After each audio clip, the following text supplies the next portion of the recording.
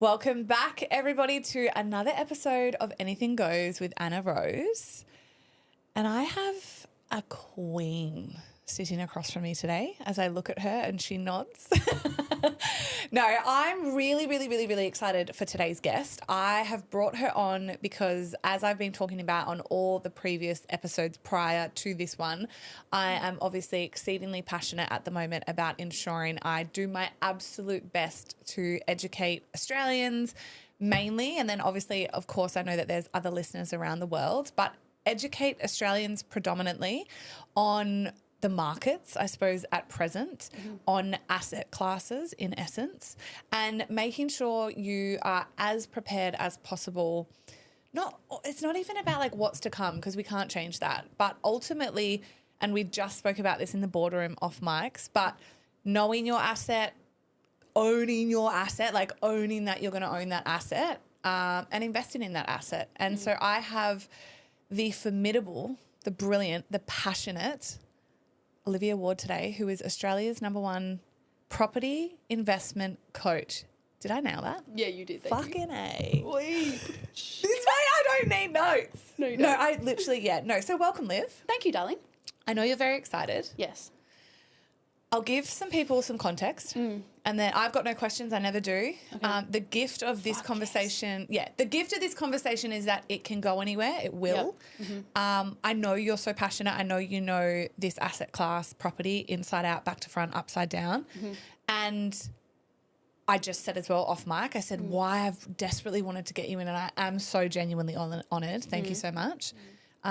Is because you are brilliant at this and you are extremely passionate about this. And I've watched your come up Yes. in this. Yeah, you did. As I look to your beautiful wife on the couch at the back via Tara for several years. And I remember when I met Tara and started to get to know T, you were still working at Optus, but hustling like a motherfucker behind the scenes on this. And this was your thing, like business is mine. And I've watched you dominate, succeed, and be successful now for several years. So welcome.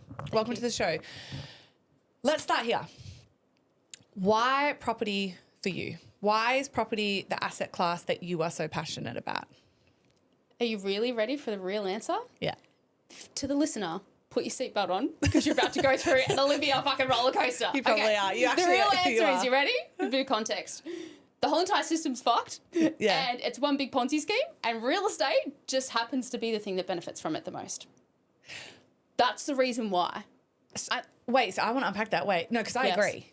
I'm like, it's Anna Rose. Like the fucking world is fucked. Yeah. So how and why though? Because I don't know. This is what I was going to say. Sorry. The benefit Yes. of me interviewing you is this is not my asset class. Yes. So sitting here today, I am dumb. Right?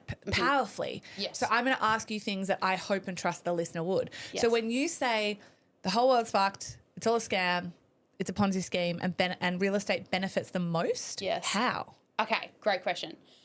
So, you know when you're kind of young and you're looking at all these people and people turn around and say, oh, they're in real estate. Oh, they must be rich. Ah, that makes sense, right? Oh, when you're younger, you're like, oh, they're a doctor or a lawyer. Oh, that kind of makes sense, right? You kind of like know that people have money in real estate, but no one really knows why. Here's the reason why.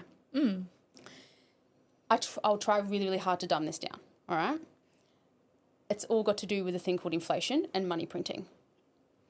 So the rate of which they all print money is 12%. And I really try hard not to go down this path, but I have to explain it. So bear with me, okay? So the system prints money, which, you know how the other day you were on the stories? Yeah, well, it's not the government actually either. It's the not RBA. Actually, yeah, it's not the government. It's not owned by the government. It's the RBA, hey? Yeah, it's the RBA. Which is Roosevelt's, isn't it? Who owns the Reserve Bank of Australia? I'm not quite sure, but it's privately owned. Yeah. It's actually not government bought. Yeah, sorry, yeah. Anyway, so you know how the other day on your stories you said something about, you were talking about the WHO and you're like, it's on their website, black and white. Yeah. It's the same with the RBA, right? Right. So they literally on their website, they're like, this is how much money we print. Right. So it's actually technically about 10% every year for the last 71 or 73 years. So bear with me whilst I explain this, right? So they print money all the time roughly 10%. 10% of what? All right, 10% they just make up money. They push it into the air. Right, They're just okay. like, we're going to create it, which is debt. Right. Okay? So when they print that, all of a sudden things just increase. So it's Inflation. usually, this is called inflation. Yeah. And it's roughly about 12 months after they print, they do a big print cycle.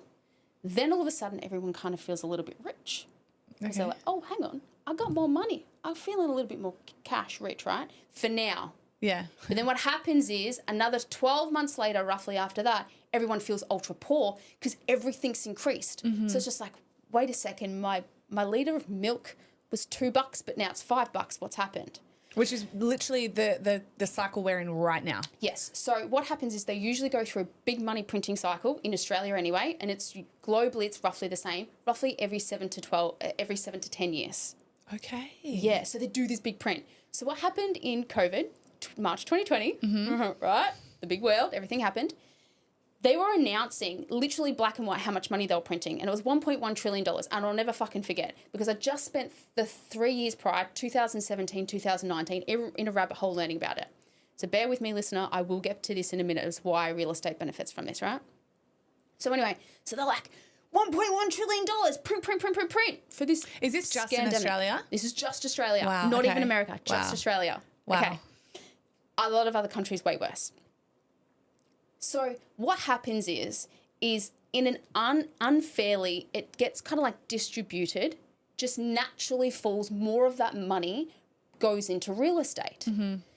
What does that mean? It means the values of the property grows artificially, basically. The houses didn't get any better, Yeah, correct. right? They're getting one. They are getting worse. Like builds, like I'm not a big fan of new builds, by the way. But anyway, so that just naturally goes up, and then so do rents, Yeah. right? Absolutely. So usually, if you can forecast when they're going to print money, which is what I do, I listen to all the economists that understand that. So I spent 8 years doing that. Then I can be like, okay, they're going to print money roughly bang on this year. Then roughly 12 months after that, I'll feel temporarily richer. Then 12 months after that, we'll get ultra poorer, and I'll feel like everything's suffocating. But what happens is the balance of real estate just artificially getting propped up, Yeah. which has happened forever. Yeah. And then on top of that, that's the value of the real estate. So my capital growing, so the prices of houses growing, and so do my rents. Yeah. Guess what that means? It means I'm just maintaining my wealth. For the average person, that's what it's more about. It's just not getting poorer. Yeah. Because when they print the more money, you physically, your job cannot keep up with the rate of inflation. Correct. This is, yeah. Can I ask then, this is Yes. fascinating. So Yes. because this is like my jam in other areas, but I'm like, this makes so much sense. Okay. Understanding that now, like basically, definitely not comprehensively, am I right? Because I feel like right now, I think everyone feels right now that we are in the pinch stage. Yes. Everyone's like, what the fuck? It's her. Like my trolley at the grocery store, because it's always groceries that people can see and feel it the most. Yep. A year ago or 2 years ago, my $100 in my grocery trolley got more. Today it's 4 items. Yep. Does that then mean, based off of that timeline, Yep. did we print money 2 years ago? No, it was from 2020. Oh, So they printed it in 2020. Okay. The $1 trillion. Okay. Yeah. Then all of a sudden, 12 months later, 2021, everyone felt rich. Property prices Right? doubled. Yeah. Property prices doubled. Secondhand cars fucking doubled. Yeah. So if you've got sold a secondhand car. I remember selling a car that was 2 years old and I made money off of it. Fuck. What a time, right? Yeah, what a very, time. very rare time. Yeah. And then 12 months later, that's when the pain hurts because then that's when Which was everything... 2022. Which is 2022. And then since 2022, Yeah. that's when everything's just gone through the roof. Yeah. Now, guess what? I'm sorry to tell you, listener, that's never going to stop. Yeah. Yeah, So 100%. Each time that they print, think of it as like a Band-Aid, and the Band-Aid's getting worse because they didn't fix the underlying, let's call it an infection. And it's just going to get more and more and more every time. So what I'm trying to say is, yes, we're all going to get poorer, and the system's designed to be like that. And it's never going to stop. Let's go deep then. What's Yes. your... Because we clearly have, I know we do, like very similar viewpoints on the world. But if that's your viewpoint then Yes. as to why you are so passionate about property as an asset class, Yeah. what's the point? Why do they want us to get poorer? What do you believe, if that's what you believe? Yeah, control. Right. Yeah. Yeah. So we'll make you poorer by forcing you on to, I do believe UBI will come, universal basic income. It's already here. 51%, I think it's 51 or 53% of people who receive an income now from Australia is from the government in some way. Mate, you're talking my language. I've been ranting about this on stories for weeks. Okay, great, right? Yeah. So you're right. And so, okay, let's come back to why do people want to invest in the first place? Mm-hmm. Can I tell you that story? Yeah, let's do that. The floor is yours. Okay, so for context, on average, I speak to roughly 1,700 to 2,000 people per year. Holy shit. That's how many bookings I get per year. They come to me and I personally speak to them. And when I speak to them and I ask them, what do you want? Why do you want to invest in real estate? The number one answer is so I can replace my income. Well, 70%, it's actually reduced from about 90% to about 70% of people say to replace my income. Mm-hmm. And they say, then what would you do? So they want passive income, right? And then what would you do with your time once you have that? Mm-hmm. Now, 50-ish% of people know I would do. Their answer is, I would actually go and do something I'm really passionate about. I would go and do a job that would pay less than what I do right now. Wow. Other people are like, I don't actually know. So if we take a step back and say, all right, so that's probably the root cause of the problem actually needs to be solved for, is that people just hate their job. 100%. So that needs to be solved for. Yeah. It's my future company. Okay. Seed planted. Tell you about that later on. Okay, yeah. So. Keen. So the root cause is people are lonely, lost at work. They don't really enjoy their day-to-day life. Mm-hmm. Okay. They need to have passive income. They feel safe with real estate. They come to me, right? And most people on average want $150,000 is the answer. Okay. $150,000 per year is what the average person or couple comes to me to say that's enough. Maybe that is enough just to either A, allow me to leave my job full-time, or B, allow us to both go part-time, or reduce and go from a high corporate shitty job we hate for $200,000 a year. Maybe we can do something that, is only pays, $80,000 per year. Yeah. Okay. So if you need $150,000 per year, have you ever heard of this formula, which is so weird? I'm going to give you the easiest formula. So if you are listening to this right now, I want you to listen to this deeply and remember this formula. It's so easy to remember. $1 million of net wealth. Yeah. So if you have $1 million cash, right, or net wealth on real estate would be minus debt. If you have $1 million, roughly converts into $50,000 to $70,000 of passive income per year. Did you know that? Well, I've got it. So I'm like, yeah. Yeah, okay. Yeah. So broadly speaking, if you have about $1 million, doesn't matter if it's in shares or real estate, based off the yield that you would get in either, you'd roughly get somewhere between about $50,000 to $70,000 of passive income per year. Yeah, which is an amazing goal. Like, I think nowadays that would be the bare minimum in Australia. $1 million back in the day. Remember when we were young? Oh, $1 million was like you were a fucking squillionaire. Like that was the goal. Yeah. To have $1 million. And now it's like you're poor. Yes. Which sounds wild because some people are scrimping, I understand and respect, on the absolute bones of their ass, and that's why we're doing these episodes. Yes. But yes, $1 million a year. Okay, beautiful. In property and or shares, roughly, because they do roughly about the same yields. Yeah. So I actually want to talk about yields because that's something that you've done a podcast interview before in the past, and I was like, fuck, they focus on yields too much when you've got to think about capital wealth. So let me hold this thought, right? So if you need $1 million of net wealth to give you roughly, let's just say 50,000 to be very conservative, right? Yeah. Then actually the goal is to build your capital wealth, which is your net wealth. So your capital to build the millions, and then you swap that out for cash flow later on. Yeah, makes sense to me. Makes sense? Yeah. Right. So then the question is, how do you get the most amount of capital wealth the easiest? That's where I come in. Now, there's a couple of different ways to do this. This is like the easiest way. You ready? Well, this is kind of like the formula to build your capital wealth. Number one way, honestly, is business. I'm going to be honest with you, less than 1% of the population, I personally believe, have what it takes. to do that. And we've had a really cool conversation about this in the spa at Soak Bath House all together. I was like, Anna, go all in on your business. Yeah, Liv actually said to me, you actually said to me, and so I want to actually honour you because you are mad about property, and I'll bring you back to that thought you just said. Mm-hmm. But when I was then saying, I've got cash now, Ryan's got cash, like I am cash positive. Yes. And I said, I reckon in my 40s I will develop my property portfolio, and you were like, don't.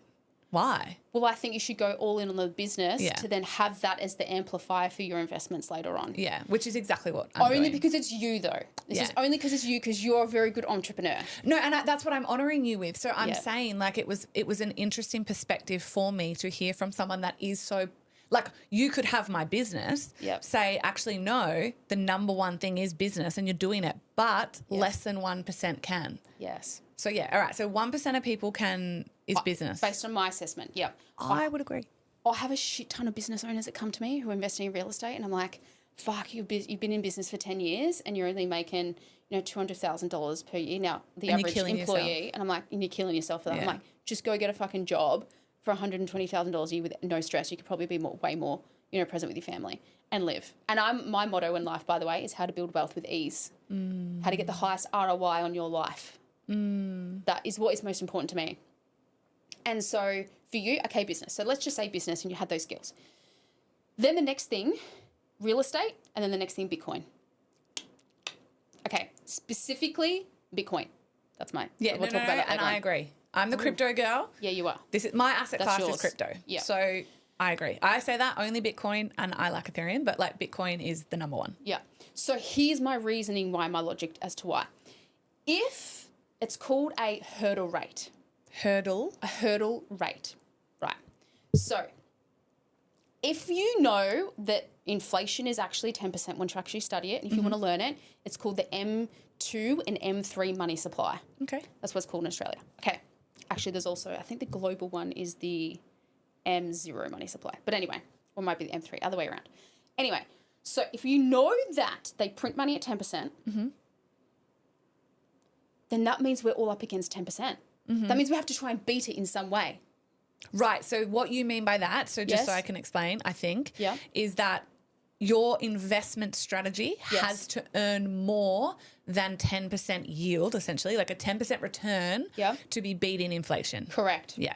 So if you're making 10%, you're only breaking even. On a high interest savings account, for example, you're breaking even. It. Correct. What's not going to do it? Because if you're getting 6%, you're still at a loss of 4%. Yeah. Beautiful. And we haven't even included the taxes. Yeah. Right? So then add on another 2.5% for taxes. So that's where the average Aussie, your hurdle rate is actually about 12.5%. Where are you getting 2.5 for tax? Yeah, great. Okay, because then we got to average. That's another whole entire right, second episode. Podcast. Second episode, guys. Because I'm like, mate, I'm at 47. So where are you fucking getting 2%? I want your world. Yeah. Okay. So 2%. 2%, right. So really it's like 12% is the bare minimum that we've all got to try and beat. Now, we're going to get really deep. You ready? So why do I love real estate? Number one is it's one big Ponzi scheme. They keep doing what we call... I love you say that, by the way. Well, it is. I can't believe... I love it. Yeah. So they just keep coming up with what I call the stimmy packages. Yeah. Stimulus packages, right? They're like... One's about to launch. Yes. There's normally one roughly every 4 to 6 months. I can't keep up. Wow. It's wild. It's crazy. So, like, as an example, in the 90s, it was like, okay, we're going to turn this fucking fire on. Let's get the stay-at-home mum, let's give them an incentive to go and get a job. So what are we going to do now? We're going to turn on this thing called childcare rebates for the first time. Was that in the 90s? Yeah. Okay. Yeah. Oh, and then guess what happened? All of a sudden, it's like we're on a lifeline. It's like we can't survive. Now, without the child, the average household can't survive without that. I read a really interesting article on this, though, that they're basically at a stalemate. Like the government, but who, like the elites that control them as well, the RBA. Mm-hmm. It's at a little bit of a stalemate where they're still going to stimulus us, like there's still stimulus that's coming, but there is no extra parent unless they turn us what is it when you can have more than one wife, right? Yeah. They can't send another adult in the house to work. They can't tax They are just continuing to tax us, but you will get to a point where you've then decimated the middle class, which is on the way. Yes. You've then, like, you've got no one else to tax. You know, the average Australian's declaring bankruptcy because – so it's just an interesting – because I read it based off of that argument the other day that their last biggest move was sending the mother back to the workplace to tax her. That was fucking huge. Yeah, so it's interesting you say that because I'm like, oh, that's fascinating because it was kind of like their last thing, and now all they've got is turning the fire up on taxes for us to pay off their fucking money printing. Okay, well, what also you got to understand is that when they print money, that is a form of taxes. Because if we pay taxes on everything, right? We pay GST on everything. If everything goes, if they print the money and then they artificially turn the price of this microphone from $10 to $40, but you got to pay GST on that, right? Mm-hmm. That means they're just artificially Created more money and increased their taxes as well. So this is the reason why people don't understand money printing, and it's the thing that I harped on about it. When I was like a new like coach, and I was actually before I even started to become property coach, I was talking about money printing on like my social media, and everyone was like, "You're cooked. What are you talking about, Olivia? Like, you're not dumbing this shit down." And I didn't understand how to translate it back then. Right. I was like, "It's just a massive scam. You need to understand that money printing, blah, blah, blah." And so now I'm able to layman term it, correct. So if you understand that the hurdle rate is 12%, we need to beat it. And we understand that when they print a lot of it, when you see the money, where does it trickle into? If they print 12%, say 10%, yeah, but then naturally property just went up like 22% in 2022, yeah, right? It means it unfairly distributed and went into there. So you've got to see where it goes unfairly, and it goes into real estate. Yeah. So that's one thing. But this is the next biggest thing about money that you ever need to understand. You ready? Debt is irrelevant with inflation. Yeah, I hear you say this, and I'm keen to unpack it because, yeah, it's big. It is big, and this is why I'm like, so debt is irrelevant with inflation. I know you're very big on like, just borrow the money, of course, if you can get it, which the banks are currently lending. They're not. I think that will tighten up based on the economic cycle, end of 2026. Yep. So it is like if you want to get in the market now, and property is your asset. Yep. Jump in. Yep. But why is debt irrelevant when it comes to inflation? Because when they print it, the debt becomes worthless and worthless and worthless over time. How though? Because they artificially make money seem like it's more because you have to prop up and hand on. Okay, let me give you a scenario because I'm rambling. No, you're not. It's good. So imagine, I'm going to use my grandparents as an example. Okay. So my grandparents migrated to Australia in the 60s. And they went and bought a house in quite an affluent kind of well-known suburb in Melbourne. It was called Ringwood. Okay. And they bought this house for $7,000. Imagine. Okay. Now, that $7,000 house, and pretend they got a whole mortgage, so 100% mortgage debt on that. Mm-hmm. That $7,000 felt massive to them back then, right? Mm-hmm. Enormous. Huge to compare to what they were earning. But imagine they just had their loans on interest only and they never paid down the debt. Mm-hmm. They could probably pay off that debt in today with maybe about 1 to 2 months worth of rental income today.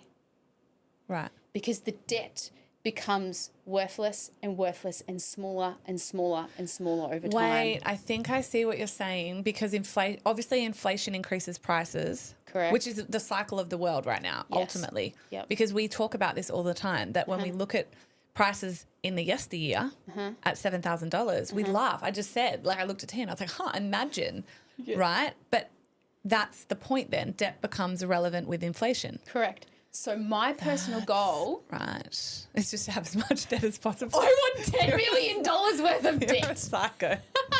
Right? But what if you can't pay that off? Okay. So then you need to choose that $10 million worth of debt to be against something that's so safe and certain that you understand. Okay. So, for example, right, if you felt really... Now, non-financial advice, right? But if you were so certain about Bitcoin, I'd fucking leverage a bit of Bitcoin if I knew... Because I understand that Bitcoin, if you have your money in for 4 years and you never and you don't ever take it out for 4 years, you're actually never at a loss. Yeah, correct. And the other reason why I love Bitcoin is because it's the only thing that can't be deflated when they print money. Correct. Right. So you understand that part, right? Yeah. It's the same with real estate. But then with real estate, I've got the leverage as well. Right. And what explain that for the layman person that doesn't understand it. How do you have the leverage? Great. With real estate. All I do, I'll give you an example. So let's take it right back. Pretend you're somebody who has a home or a home right now. You own your own home. Yeah. It's worth $800,000 and you have a $500,000 mortgage on it. Yeah. So 800 grand's worth, 500,000. Yeah. The equity in there, the equity spread is about 300,000. So if you go 800,000 minus 300, now you can't take out all of it in real estate usually. Let's just say you can get 200K. So I would take out $200,000 worth of equity. I call up my broker to do that. I'd use that $200,000 to buy me 2 more properties. Yeah. These are the top 1% suburbs. Then I would allow those properties to grow over time. Now, not to spook my company or anything like that, just be genuine. No, it is the best. To talk about that. It is the best. That's why I've got you on. Yeah. So, like the average of my companies, which you can go to even my competitors, like honestly go to one of the top 3 of my competitors in Australia and you will do fucking amazing. $300,000 on average is how much each property grows. Okay. In the first 3 years.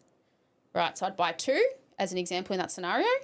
Both of them would grow $300,000 each. Can I also just say we're absolutely talking about we are not buying to live in, obviously. Yes. We're buying to rent out. Yeah. I think owning your own home is one of the most silliest things that Australians do. Amen. Yeah. So I'm a rent investor, so I don't live in any of the houses that I own. Yeah. Right? Yeah. Amen. That's another topic for another day. But anyway, so say you pull that out, you allow those houses to grow, and then say you've now got an extra $1 million worth of debt. Now, you just have to be certain with the thing that you've attached that debt to is unbreakable. I believe that mine's unbreakable, so I'm not scared of my tenants moving out or having vacancy rates. What is the thing that you attach it to, though? Something like Bitcoin or something like houses. So like for me, that's what I choose. So I choose to take out debt, I see leverage, and attach it to houses. Okay, sorry. But I have to make sure that those houses, the roof over people's heads, is stable, sturdy, unbreakable. Gotcha. Right? So for example. Well, this is what I say then, yes. So this is what I say when I'm like, whatever you, because people go, I've got $200,000. I get these messages every day and night. I'm like, look, I can't give you, it's the same thing I say to everyone. I cannot give you financial advice. No one can. Even financial planners, I think, have to say this. Like, this is not financial advice. Yes. However, I say I said 4 and you guys called me on it. There's 5. There's 5 business asset. There's 5 asset classes. Yeah. Business, property, because we're here. So business, property, shares, crypto, and cash, high interest yield, accounts. All I say is pick an asset. Pick one asset class to begin with. So I'll finish that. Pick one asset class that you believe in, that feels true to your values, and you just said it, that you feel safe to leverage everything against, basically, that it feels okay for your nervous system. We'll go through some high stress and some fuck me moments. I have business as mine. So could you imagine? Yes, that's really high.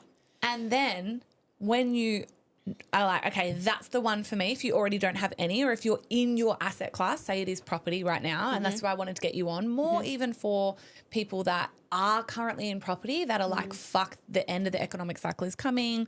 Do I sell? Do I buy? Do I pay my, all the things? Know your asset, pick your asset, own your asset, as in like, I am unfuckable. Like I've got that.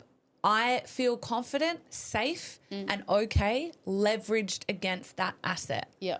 That's a beautiful way to say it. Yeah. So that's what you are like with real estate. With real estate. That's what I am like with crypto. Yes. And I was called, like, that was a Ponzi scheme. That was a scam. And I'm like, thank fuck I invested. Changing now, It is very changing. Yeah. Well, Bitcoin just got announced as the top 5 asset, the 5th number 1 asset in the world. So with Google and Microsoft and, number 5. Wow.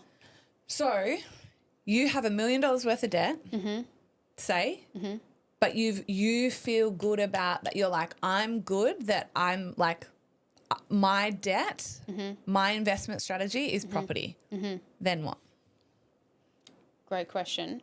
So it comes back to what your goals are. So are you saying then what for me or then what for the average person? No, because we were going down the role of like, you were saying, there's $800,000. So say you've got an $800,000 home. Yeah. Yep. It's $800,000 home. Thank you. You've taken out a bit of equity to buy 2 more properties.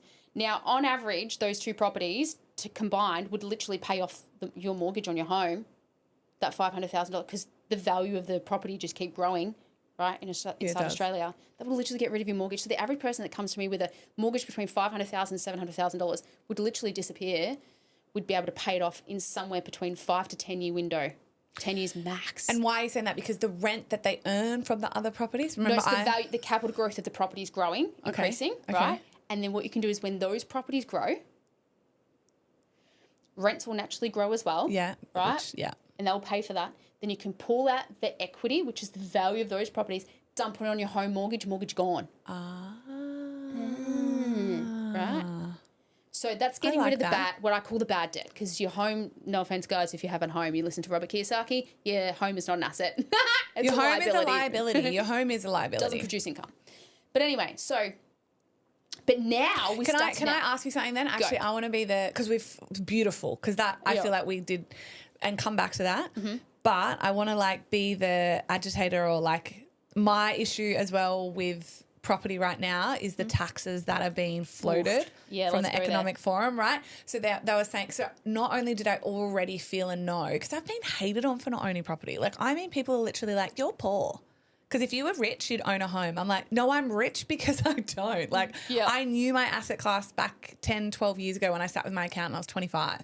And he goes, what do you want? And I said, freedom.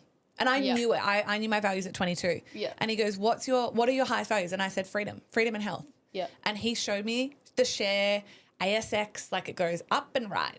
And he goes, we could do that. Or you could take some of this cash that I was earning at the time and you can put it in property. Yeah. And he goes, what makes you feel more free? Yeah, see? And I pointed at the whiteboard and I was like that. So anyway, my issue with the property at the moment is the government is now also saying they're potentially, it's being debated, going to put even capital gains on the what is it? The home. Even the home, but the home. Yeah, people business in Victoria taxing the spare bedrooms. If you've got a side business, if you've got a little salon, they're going to start taxing you land tax and treating it like a commercial property. I'm like, what the fuck? So what do you think about all that then? Okay, so here's the thing. You've just got to beat it. So I love this. Yes. I'm okay and I feel safe with that because my money and my net wealth is increasing more than those taxes. Okay. Is the tax system getting fucked? Yes, it is. Right. Is there going to be a time I leave Australia? 80% certain I will be leaving Australia. Do I know when? No, I don't, because I don't know the pain. I need to wait for that pain to increase. Yes, correct. Okay, I'm going to say another bold statement. You ready? Okay. This is not a personal target at anyone. All right. But if you are an entrepreneur that can be global, so you can work from anywhere in the world, I think you are very dumb for living in Australia. Oh, yeah. If you're not actively investing in residential real estate in Australia. I would wholeheartedly agree with that. But can I say I wouldn't have agreed with that? Or I would have been like, curious. Yeah. A year ago. Yes, because you can see it's getting worse. Right? Because I'm feeling the pain, right? And I said to Ryan 6 months ago maybe, I said, right now I feel I'm still stuck in my cash and able to invest every week and dollar cost average, and that's what I've always done. But I said to Ryan the other day, or 6 months ago, I said, a bit longer, I said, I genuinely feel like I am I'm working my ass off to pay the fucking government right now. Yeah. That's what I feel like I'm doing. Yeah, but I had never felt like that before. And that was my pain point. But the minute that I feel pain, I change it. Yeah. So then that's when we started 6 months ago going, well, where else is there? And where would we go? So I do think Australians, I don't think that would activate anyone, but I feel like a year ago I would have gone, Whereas now I'm like, yeah, no, 100%. Yeah. But I also you can think see Australians, the seeds that they're planting. It's like writings on the wall. So you say, but I love this. So you're saying, because I agree with this. I think it's a beautiful perspective to have if property is your asset class, that, it's fucked. And also you just have to beat it. Yes. And that's not that's easy to say, harder to do. Yeah. Yes, you're right. So there's a formula to balancing it all out so you can survive, right? So I'll give you an example. Say, for example, people come to me all the time. They're like, oh, what about fucking land tax? Leave land tax in Victoria and New South Wales is shit. It is shit. But I don't care about a $2,000 land tax bill if my properties across my 2 or 3 properties in that state are growing $300,000-$400,000 worth of capital. You just have to work out how to cash flow it so it doesn't take money out of your back pocket each month, which is what I do. Right. I build out portfolio planners for people to balance out with their lifestyle. I'll give you another example. My mentor, right? I'm actually a really old mentor. He's quite popular in the property industry. He owns 300 properties now. Oh, what's his name? Nathan Birch. Yeah, he was just on another podcast I listened to. Unemployable? Yeah. I watched it. Okay. So he was like the OG. He was the only guy who had a buyer's agent 20 years ago. I was eating my breakfast listening to Birchie the other day. Yeah. Where did you? Yeah. Okay, so he was the original guy I ever learnt from. Right. Okay. But he's not very good at dumbing shit down. But No, anyway. I was like... Yeah, he's not very relatable anymore. No. Anyway, so his land tax bill alone, no other council rate or no other bill, just his land tax is $150,000 per year. Just land tax. I think it's probably growing. And that was like a couple of years ago. Yeah. See, that's my income tax bill. I'm like... Yeah, right. Yeah. So let's have a think about this. But do you think he cares about the $150,000 land tax bill if he's making $3 million in cash flow per year? Of course not. Of course not. It's part of the beast. Like, that's just, yeah. Yeah. So what Grant Cardone's famous quote is, wherever your energy goes, your money flows. So focus your energy on your personal hurdle rate, on what you can beat. So there's the 95% of the population, the hurdle rate is the 12% of money printing. But if you're a very, very successful high net worth entrepreneur, then your personal hurdle rate is probably going to be way more. But that's not for the average listener. No. But I love this. Yeah. Okay, so you knowing everything I know and we know and what we're talking about, you are still hungry and hot and horny for property. Fucking horny ass. I say this all the time in business. I'm like, if it makes you horny, Yeah. it's it. Like, Yeah. go for it. Yeah. Okay, and so you would say even knowing... Oh, this is a big thing I wanted to say. So obviously I spoke to Coco. Do you know Coco? No. Who's Coco? No, a good girlfriend. I just had her on the episodes a few Okay. episodes ago, more to speak about the macro economy. She's Okay. really knowledgeable and passionate about educating people on the economic cycle. So from a macro perspective. We love Coco. We love Coco. She's property as well. She had built like a $70 million property. Yeah. Whoa. Portfolio. Phenomenal. Lost it all. Whoa. And then rebuilt. Okay. So she was saying how, and we know that I know this. I follow economic cycles. Yeah. From the macro though, Australia obviously is micro, but from the macro perspective, we are at the end of the economic cycle. So the end of 2026 is when the end of the cycle will be. Did you know this, first of all? Because you're giving me like a really little bit, yeah. beautiful. Go on. Okay, because I was just going to say I'm loving the smirk, and I was going to say, there's another question I have, but I thought, is there something you know from a property perspective that fits with that, or what was the smirk for? The smirk was, yes, I believe 2027 is going to be sort of a groundbreaking year. Okay. I don't know. This So is- okay. I'm also very spiritual and a little bit psychic as well. Same. And I layer into all of these different things. I layer in the analytical, nerdy side of property and where I see that they're going, then the high-level macro, and then my spiritual stuff. And then we've obviously got Lukey Boy. Astrologist, right? Yeah. And and then I use human design. I'm also massive into human design. And What are you? Lots of things. Hi, for anyone who likes human design, I'm a 5/1 ego manifestor. Okay, I'm a projector. Very rare. You're a projector, aren't you? Yeah. Yeah. I love you. Projectors are my favourite. Yeah, we're the best. Yeah. Okay, so 2027 you think is a groundbreaking year for property. Yeah. Just so you know as well, the bigger macro boys that play, like the ones that have written the books on the economic cycle actually call it like a property cycle. Yeah. Because realistically in the world, other than inflation, it's GFC, the big financial bust, which was predominantly in America, came from the housing crisis, the bubble. So what are you seeing, hearing, knowing about 2027? It's going to be, I'm anticipating, non-financial advice, I don't have a glass ball, but I think there'll be another big print of money printing. But it might be like covered up, right, with a stimulus package, because that's all a stimulus package is. It's probably UBE then. Maybe. UBI. Could be the UBI. More UBI coming out. Or here's our digital currency. Oh, it's safe. You got to move over here to be safe. Digital currency. I think the UBI. Okay, so that I just don't know how I will go on a tangent if I start. Oh, fuck me. Then there's the AI. 50% of jobs are going to be wiped out by 2029. I think it's 2027. Yeah. They're saying 2029, but I think they're saying that not to terrify the world. Yeah. And I'm happy to, like, obviously don't have a glass ball. Yeah. That's interesting though, because are governments allowed? So so I'm going everywhere because it's like, it gets me so excited. Like tangents. But with the inflation piece, because it is something you're passionate about, tying in this 2027, you potentially foresee or speculate that there could be another printing situation. I imagine you're talking about Australia. Yes. But what I find interesting is that mid next year, I think it is, the big boss, like the RBA, whatever the RBA is in America. Yeah.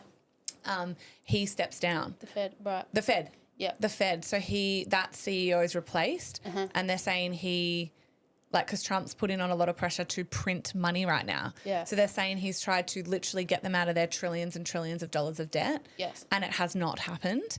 And so they're saying the last step in America is that they are just going to print money, which is going to decimate the dollar, which is really interesting. I agree with that. Yeah, so I'm wondering, I'm like, ooh, that's interesting what you just said in speculating 2027, because I'm like, it would fit with this timeline. Here's the thing. This is just what you need to know. Is that like if you understand that the monetary system is just going to print money, all you need to do is just focus on taking advantage of it. That's it. How can people take advantage of it though? Great. Well, the best thing that I do is debt, is because I know that getting a hold of debt and assigning it to real estate is my only way for me to stop getting poorer. It's so simple. It's either that, and if you can't do real estate, you need a lot of money to get in to begin with. Hands down, it's the hardest fucking thing to get your foot in the door. Right. Okay? Like, I get it. In saying that, there's also so many stimulus packages out at the moment for first homeowners. You can literally get your foot in the door with $20,000. I'm sorry if you can't save $20,000 today, you've got a spending problem. Correct. It's very bold what I just said. No, like I love that. Yeah. So there are sacrifices you can do. So you can get in the door and buy a $600,000 house right now with only $20,000 in your bank account. Beautiful. Now, that's not my scope. It's not what I help people with. It's more investing. But anyway, that's a side note. So I just went on a tangent. What was I saying? No, I love. Stimulus packages. So I was saying how the Fed, they're saying that he's going to print, like they're going to try, America's going to try and print their way out of debt. Yeah, I was talking about her. So getting your foot into the door, that's just my way of me saying, I know this is the scam. I know that this is what happens with money. I don't give a fuck about real estate. I'm not on realestate.com at all. Fuck, I have a team of 22 PhD data scientists that look at real estate. I want to vomit over it, right? I actually don't. I just care about me having more control and power over my life. Which, can I say, I love this, and that's so powerful, because also that to me is the embodiment of what you say, the ROI in your life. If looking at real estate does not fucking make you horny, but you've got a team of brilliant geniuses that it does, whilst you are then in the absolute depth of living your life, you're the kind of coach I would fucking sign up with, because I'm like, well, what you say and what you do is very much aligned. Yeah. So let's just say you are not the person, you can't save that money and it's physically fucking impossible.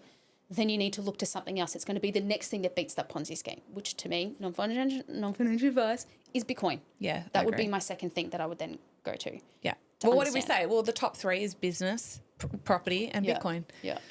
I'm just bullish on, I've been bullish on crypto, and when I say crypto, I mean Bitcoin and Ethereum. I've been bullish on those two coins since 2017. Wow. So I know, but I lost a portfolio in... Yeah. Almost twice. But I rebuild every time, and the return on that is exponential. Yeah. So you've also got to think about your time horizon of your investment thinking as well.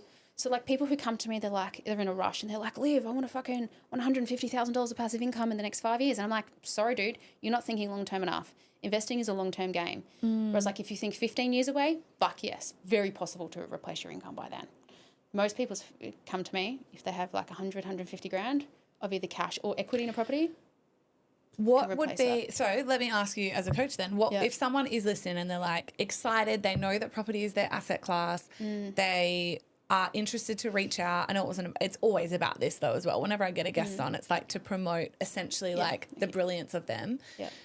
What would be the caveats like, so they're like, okay, I fit that bill, I can reach out. Great.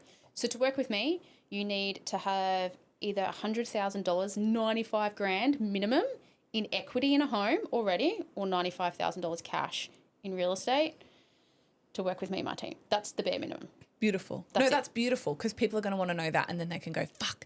But the incredible thing about that is, and this is what Coco and I talked about, because we're all on the very similar same vein, is we were saying, like, if you're not there, because what is coming is a crash. Yes. The crash is coming. The economic cycle has been up, and now it's coming down. And so actually that's inspired a question.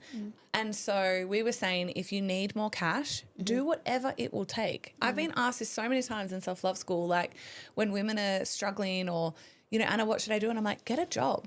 Get a second job. Yes. Get any job. And I've been asked this, Anna, if you lost it all today, what would you do tomorrow? And I said, I'd work 4 jobs with no shame. Yeah. I would stack shelves. I watched my mum do it. Same. I watched my mum raise us 5 kids, go to university because she needed more money because she didn't have enough. She was desperate to buy a home. She's paid off her mortgage. Wow. She's a queen. And she stacked shelves. She worked her job during the day, like part-time, and then overnight she went and stacked shelves in Woolworths. Yeah. That imprinted on me so hard that I was like, well, that's what I do. Yeah. Right? So if you don't have $95,000 in home equity or cash to work with Liv, but you know property is the thing that excites you and makes you horny, save. Like, you're not going anywhere. So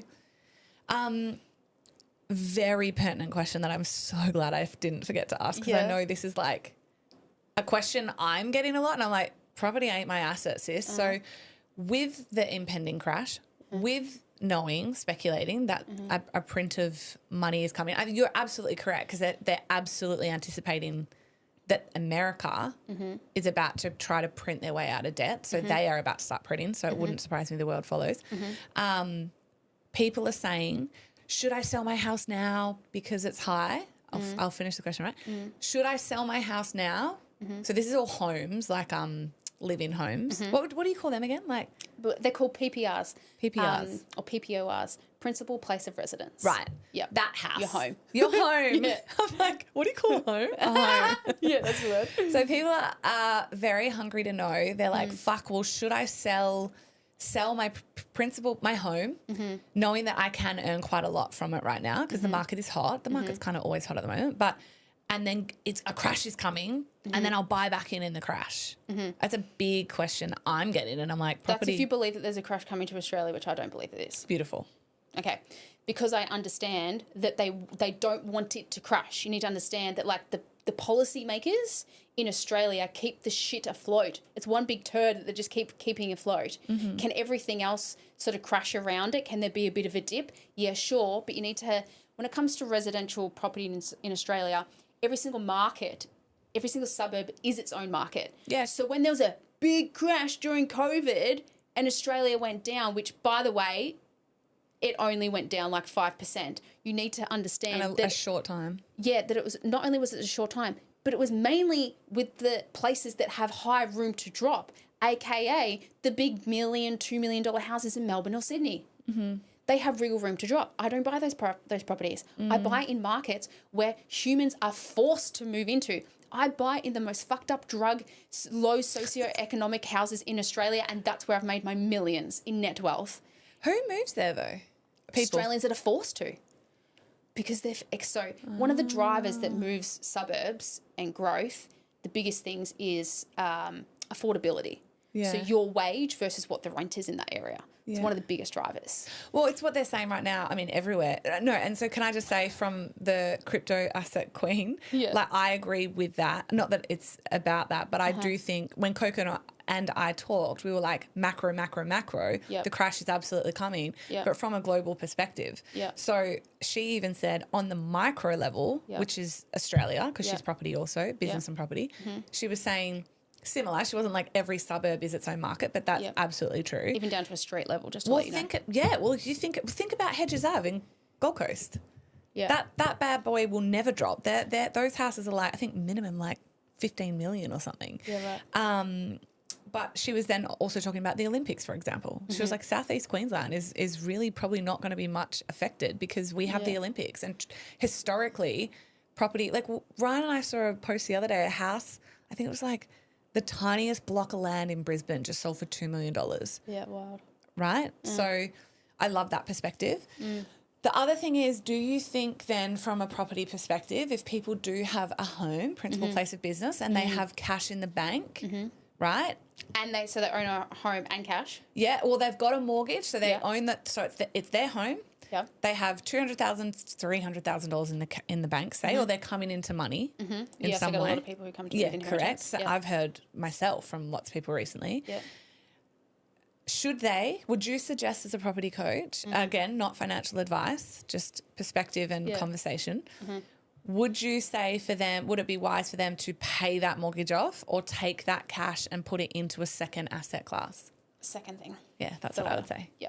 Okay, great. It's just dumb to pay down debt as long as, so it depends what you're going to go after, right? If your big dream is just to own one home and have no debt, then fucking fine, but that ain't freedom, right? Yeah. The amount of people that come to me in their 40s and 50s, by the way, they're like, oh, I now want to invest in real estate because I realize I paid off my home and it's actually I've still got to work, right? So yeah. What do you know? Yeah, what do you know? It's so weird that like so many people need to achieve that before they come to a light bulb moment. Anyway, so What's the Australian? it's so drilled in, and that's the thing that I tell people. I'm like, whose dream was this? Was it your parents? Was it society I don't know. that told you to own the home? But anyway, but I get it. There's a lot of people who need the security, and I have a lot of single women who come to me, single parents who need to feel like they have that That security. was my mum.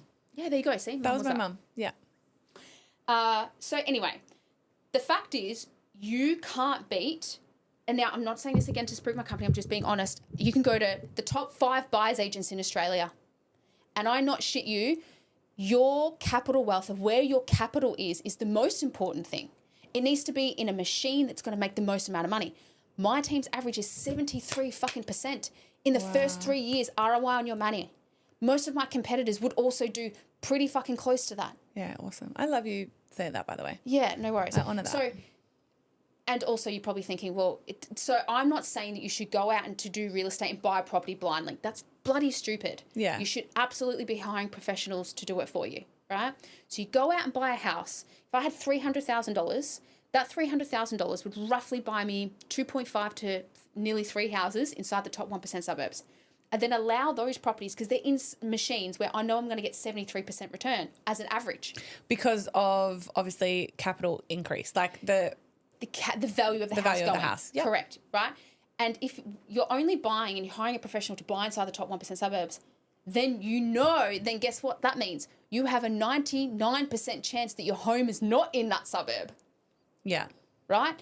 So it's dumb to sort of you be that minion to pay off that 9-to-5 job or slam down that mortgage and get rid of it. But now what? What's next? Mm-hmm. Well, most people want to have passive income. Yeah. Most people then start like, okay, maybe I want $50,000, maybe $100,000 per year to slowly start to replace my income. So, and then it's so dumb to pay off that debt because you could have equity from those 2 or 3 other investment properties pay off your home in 5 to 7 years anyway. Yeah, which but is then amazing. you'd be holding 4 properties instead of the 1 home paid off. I think I listen to a lot of podcasts, be it just on asset classes, right? Yeah. No one's really explained property like that to me. Like that fits me. Like I'm like, from a values perspective, freedom, like I like that. I'm still not going to do it. Yes. But I like that. If I was an individual, if I had ever invested in property, if I had a principal place of home, what is it? Residence. Residence. That I was doing well in, right? And I was doing well elsewhere. That would probably be my DMO, I think. Because if I'd bought a home, I'm either going to sell that home. Here's the biggest thing that I want to get across to people right now. Gone are the days. The world has gotten to a point where if you are not investing, and you've just said it so much more eloquently than I, that you're not beating the inflation rate, you're fucked. Yes. So investing is no longer an option. You have to do it. This is where this is why I started to have these conversations on the podcast. It's kind of like a series without being a series, to be like, let me get every expert that is close to me that I have seen personally do well in their asset class to come on and have this honest conversation and who I would genuinely refer people to because it's not an option anymore. And I am watching the middle class get fucking decimated in Australia I'm not terrified. I'll be out of here, to be honest. I'm going to be gone. And I've been super open about this on the podcast because the pain point for me is enough. Like I am free and I'm so glad I am free. But this has like anchored us for a little bit, but it depends as well. We talked about that off mic. I said to Liv, I said, you know, we sunk X amount into the studio, all cash. And I said to Liv, you know, I'm that passionate about crypto. I said to Ryan the other day, fuck, baby, we could have taken that 6 figures and just sunk it straight into Bitcoin. And be well. And what did you say, though? Can you remember? What did I say? You said, no, but the lessons that you're going to learn from this. Okay, so let's actually talk about this. Okay. There's a sixth asset type we actually haven't spoken about. What would you say? Your personal... Have you ever heard of a thing called anti-fragility? I mean, I've heard of it, but... Okay. Basically, it's investing in yourself. Oh. That's actually probably the number one asset. Well, I am the number one asset. Yes, you are. And you and I are, because we're really, really good at growing our mindset, all of that sort of stuff. So let's talk about anti-fragility for just 2 seconds. There is a theory in China of like this monster, right? And this monster's got this head and it's going to war, and the monster has its head bitten off. But what happens to this monster? Grows one back. It grows 2 back. Ooh. Now it's got 2 heads. The 2 heads get bitten off again through war. Bang, now it's got 4 heads grown back. Anti-fragility is the rate of us being able to grow our own self-confidence and ability to be flexible, to be able to weather storms that's going to come our way. Yeah. I believe the number one thing that we need to be successful is to be able to be agile. Agile means flexible to handle storms and shit that's going to come your way. So a core part of what I teach my property clients is how can we weather storms that are going to come through? Because they're going to come. They're going to come. They're coming. Down. Think of it as like another one of my mentors used to call it like a racetrack. Pretend we're on a racetrack, right? Right. And then there's the straight and narrow bit on the racetrack. And that's fucking easy as you can see straight ahead. But then you know there's a bend coming up, right? That's the storm. Or if you think about it like as in, there's a storm coming and you know it's coming, but all you need to do is bunker down during that storm, prepare for it, bunker down, and then on the other side is a fucking beautiful rainbow and a pot of gold for those who could survive. And this is so true for all asset classes, because I'm sitting here like processing what you're saying as I'm thinking about property for you, because I'm like, well, high interest rates, shit tenants, damaged property. Like I'm going through things, right? And I'm like, well, they're your storms, but you feel so confident with that being your leverage. Like that's the property asset class you own. For me, I was like, in crypto, I've done 4 bull runs, bull and bear markets, right? And I've just held. So for me, I'm like, that's my agility ultimately, because most people in any asset class, property, crypto, shares, I love that, cash, but shares, crypto and property predominantly, panic. Yes. Panic when the storm comes, like go, and make stupid fucking decisions, like with all due respect, which further hurt themselves because they think it's, I don't know, like the world's going to end and that's it. And it's like, if you just held on to the property, held on to the crypto, held on to your shares and weathered the storm. And my big thing with people is always saying, and to do that, I truly believe you do need cash liquidity. Like there has to be an element of cash in your life, and that can be your job with no shame. Like have a fucking job. Then you'll get through the storm, and then the pot of gold and rainbow is there. Yeah. But people just aren't willing to do that. So I love that, because I'm like, and interestingly, everyone's kind of said that in their roundabout way the last few episodes in hindsight, because it's like they've talked about, they're all wealthy, brilliant women, and they've all talked about like a separation season, a working on self season, right? Which is that self-investment in self. And I literally said it the other day, I know what's currently coming, but I know I can get very additionally rich in this current market. So I'm having fun with it. Like, you can, right? Yes. Yes. I can. The average person? No. Unfortunately not. I'm not that optimistic about the average person. No, anyway. But then this is why I do, like, this is free. This is a free podcast where people can go, okay, I'm hungry to get there. How do I do it? Well, you're so right. It's like your first asset is actually you. to ability coaching. Yeah. Every single month, every quarter of my business, I have funds put aside for constant coaching on wherever my bottleneck is. There is a coach for fucking everyone out there these days. I've spent, personally, you ready? $300,000 is how much I've spent in the last 18 months. Probably more now, probably 320, just on coaching. On whether it's a coach for, a specific marketing coach from a business, specific sales coach, specific, there's relation coaches out there. There is breathing coaches. There's fucking running coaches, for God's sake. There's a coach for anything that you need in life. We've got fertility coach right now. Amazing. We have, right? because I want, but this, it's such a powerful example, because I'm literally like, I want to get pregnant. Yes. I want to do it very efficiently and effectively. I'm such an A-type so just personality. hire someone. So I literally went and found independently the best coach. She's coming on the podcast next week to talk about hormones.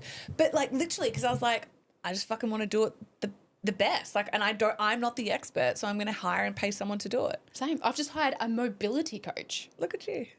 2 days a week. I'm working on specific mobility. What?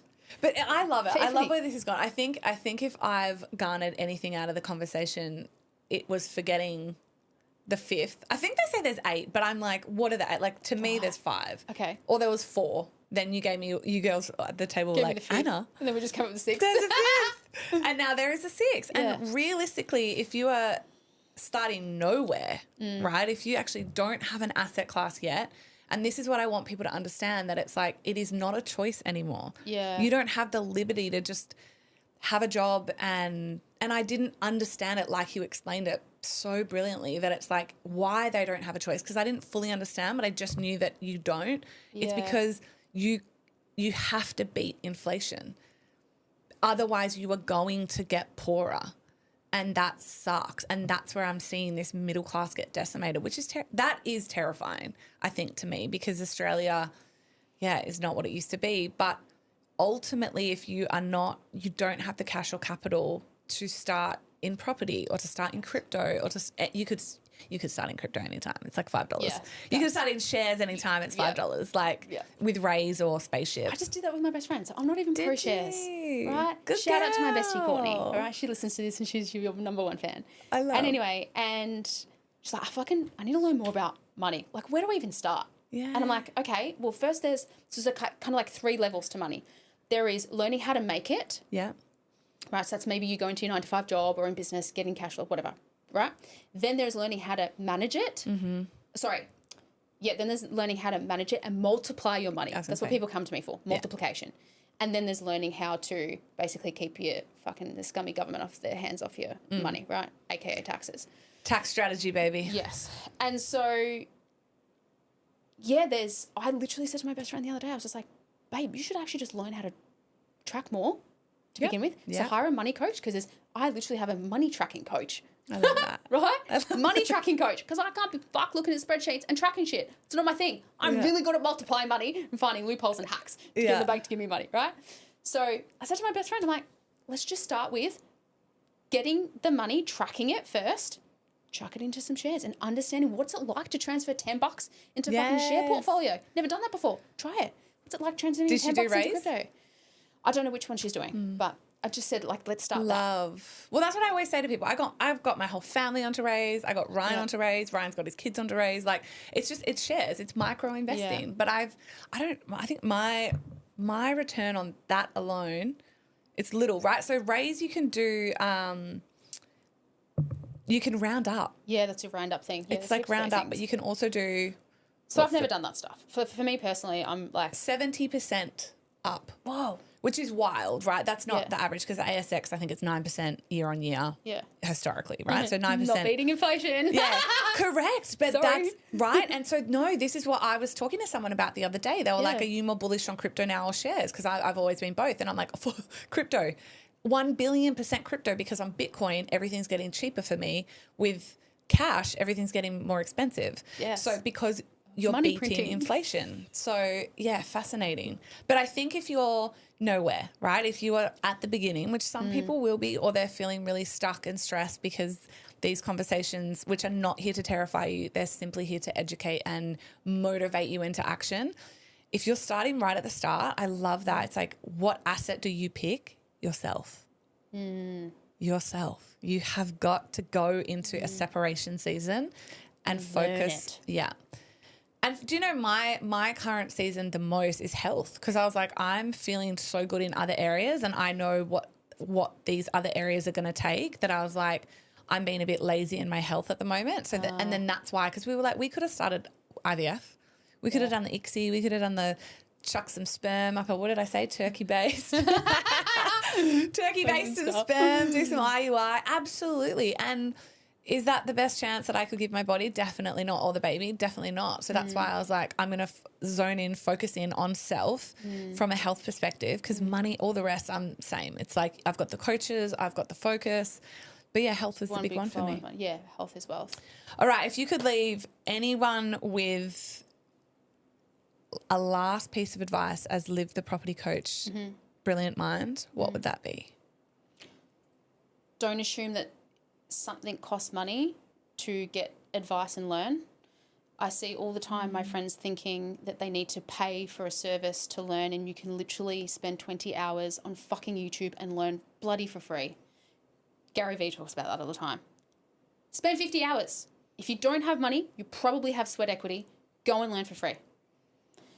You can near on speak to a lot of people in a lot of different industries and get free advice. For example, when I was setting up some legal stuff for my next company, I literally called 11 lawyers and got free 15-minute call with 11 people.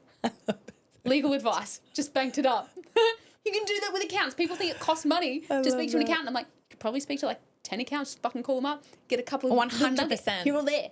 100%. You can learn for free. I love that. I think that is honestly the greatest advice. And I get asked it all the time, because if people come to me about crypto, they're like, Anna, what books, what podcasts? Like, I'm like, go to YouTube. Go to YouTube and type in, like, what is crypto? Yep. Right? What is blockchain? Start to learn and then write the thing down. And so for if people are interested in property, like, how do I get started in and you're not at the $95,000 to go to live yet. Yep. Like, how can I grow my property portfolio? Like, start to learn off for free. That's what I say all the time. Even this podcast, I'm like, it's free. It's so good. You don't have an excuse anymore for millennials. I'm sorry. Is it financially harder to get into doors? Yes, it is. But we are in an information-free society. I just don't believe that there's an excuse with the amount of information you can get for free. Yeah, agreed. Yep. Well, I'm going to leave it there. I will absolutely bring you back on. We're going to go into like AI and some other things. Oh, yes. I know everyone's going to love you. I'm going to put all of Liv's tags, links, Instagrams, things in the show notes. But of course, as well, I now share this on the Anything Goes podcast, Instagram podcast, so you can find her direct on there as well. Thank you from the bottom of my heart. I've loved this conversation. I've learned, babe. Have you? Big time. You've put pieces. I'm just like my ego. Hugely. Like, you've put. I can't like. I'm always like, I know things, but I don't always know how I know it, or I can't put those a name to something. Yeah. But now I'm like, because I've been like, I just know you have to invest, right? But now I'm like, oh, it's because you have to beat inflation. People are getting poorer. Why? And I'm like, your money has to make you money now. You don't get a choice. But I'm like, so you have taught me so much. You've given me like threads to pull on that I'm going to go away and learn for free. I'm going to really start to look into inflation more. I'm like, this is kind of it was the where I was going, because I'm interested to watch America in the next 12 to 18 months with them trying to print their way out of debt. And I want to know what that looks like on a micro and macro level. Yeah. So thank you for being here. I'm so grateful for you, and I will see you again soon.